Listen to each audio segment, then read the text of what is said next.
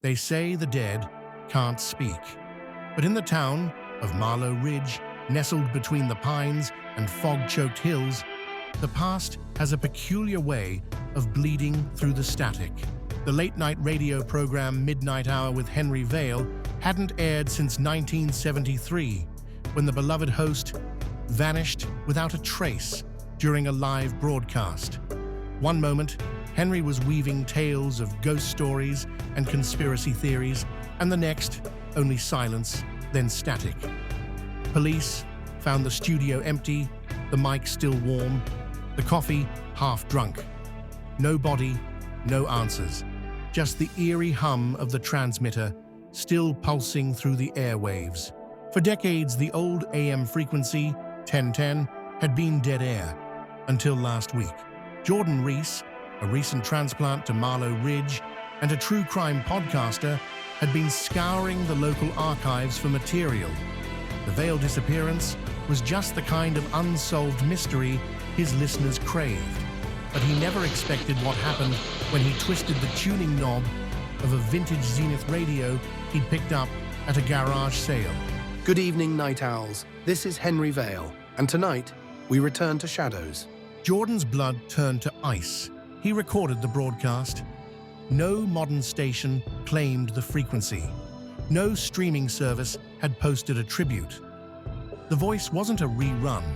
It referenced events that had occurred only days earlier.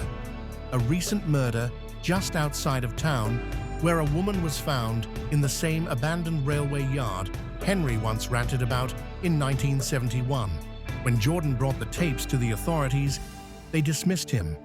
A prank, they said. A coincidence. But then came the third night. The clockmaker sleeps beneath the shattered bell, and beneath him bones. So many bones. Police searched the burned remains of the Old Town Clock Tower, which collapsed in 1994.